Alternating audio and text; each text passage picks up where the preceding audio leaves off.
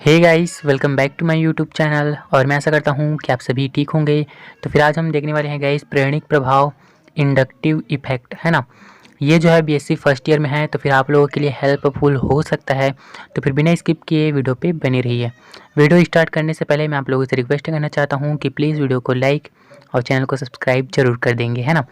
I hope आप लोगों ने सब्सक्राइब कर दिया होगा। चलिए आज का हमारा टॉपिक स्टार्ट करते हैं। प्रेरणिक प्रभाव, इंडक्टिव इफेक्ट। ध्रुवीय सहसंयोजक बंध, पोलर कोवेलेंट बॉन्ड में साझे का इलेक्ट्रॉन जुड़ा दोनों परमाणु के मध्य में ना रहकर उस परमाणु की ओर विस्थापित हो जाता है जो अधिक ऋण विद्युतीय होता है। ठीक है, इसे ही प्रेरणिक प्रभाव कहते हैं। क्या होता है गाइस, सहसंयोजी बंध में क्या होता है, सहसंयोजक बंध में क्या होता है, दो परमाणु जो है आपस में इलेक्ट्रॉन का साझा करते हैं और सहसंयोजी बंध बनाते हैं। लेकिन वो जो सहसंयोजी बंध का जो इलेक्ट्रॉन है उस परमाणु की ओर खिसक जाएगा या उसकी ओर विस्थापित हो जाएगा जो अधिक ऋण विद्युतीय तत्व होगा। ठीक है गाइस, इसे ही जो है इंडक्टिव इफेक्ट कहते हैं। एग्जाम्पल के थ्रू हम लोग समझते हैं। ठीक है गाइस, एक कार्बन श्रृंखला है जिसके एक सिरे पर जो है क्लोरीन परमाणु जुड़ा हुआ है। देखिए, कार्बन 1, कार्बन 2, कार्बन 3, कार्बन 4, ये जो है कार्बन की श्रृंखला है। इसके एक सिरे पर जो है क्लोरीन परमाणु जुड़ा हुआ है। ठीक है गाइस, कार्बन बहुत सारे हैं, इसी वजह से हमने कार्बन 1, कार्बन 2 नंबरिंग कर दिया है। ठीक है, इसके बाद देखिए, क्लोरीन और कार्बन में जो है सबसे ऋण विद्युतीय तत्व कौन होगा, क्लोरीन, है ना। तो फिर यहाँ का जो इलेक्ट्रॉन है गाइस, इसको जो है ये अपनी ओर खींचने का प्रयास करेगा, जिसकी वजह से यहाँ का जो इलेक्ट्रॉन पेयर है वो क्लोरीन की ओर विस्थापित हो जाएगा। ठीक है गाइस, वही यहाँ पर लिखा है। चलिए एक बार पढ़ लेते हैं। ठीक है, कार्बन की अपेक्षा क्लोरीन अधिक ऋण विद्युतीय है, अतः CCl बॉन्ड का इलेक्ट्रॉन पेयर कार्बन की अपेक्षा Cl के अधिक निकट होगा। ठीक है गाइस, यहाँ पर जो इलेक्ट्रॉन है वो जो है क्लोरीन की ओर ज़्यादा होगा, क्योंकि ये जो है ऋण विद्युतीय तत्व है, जिसकी वजह से इलेक्ट्रॉन को ये अपनी ओर आकर्षित करता है। ठीक है, जिसके कारण Cl पर ऋण आवेश तथा कार्बन पर उतने ही धनावेश आ जाएंगे। अब देखिए, ये जो है इलेक्ट्रॉन को अपनी ओर आकर्षित कर रहा है, जिसकी वजह से इस पर जो है माइनस चार्ज आ जाएगा और उतना ही जो है कार्बन पर प्लस चार्ज आएगा, क्योंकि ये जो है इलेक्ट्रॉन का त्याग कर रहा है। ठीक है गाइस, अब चलिए आगे बढ़ते हैं।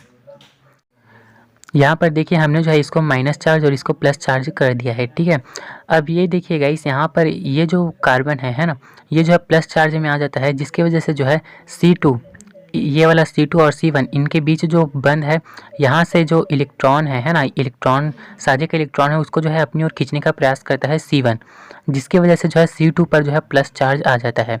ठीक है, यही यहाँ पर लिखा है। चलिए देखते हैं।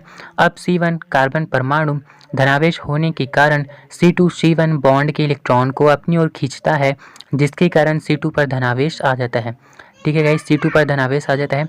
वैसे ही ये C2 जो है धनावेश होने के कारण C3 और C2 के बीच जो बंध है, ये वाला बंध, वहाँ से जो है इलेक्ट्रॉन को खींचने का प्रयास करता है, जिसकी वजह से C3 पर भी जो है प्लस चार्ज आ जाता है।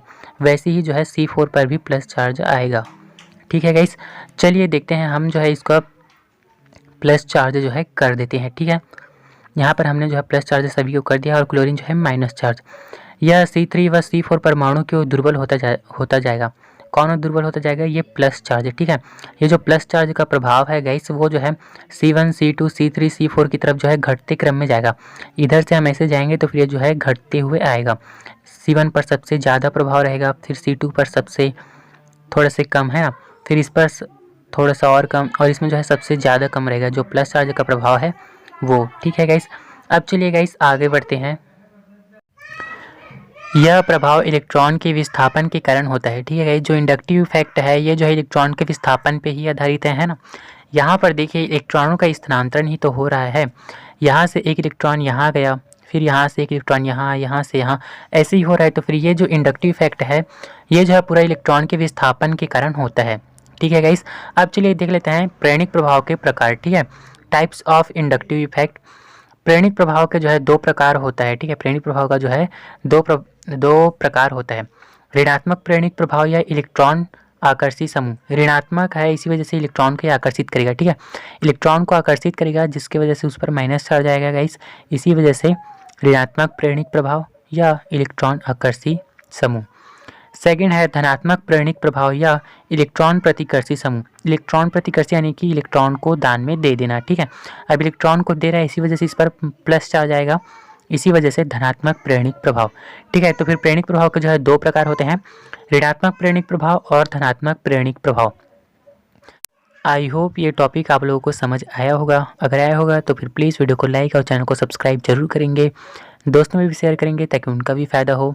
और please do subscribe my channel. Okay, thank you guys. और यदि समझ ना आया हो तो फिर कमेंट ज़रूर कीजिएगा, मैं दोबारा बताने का प्रयास करूँगा। Okay, thank you guys.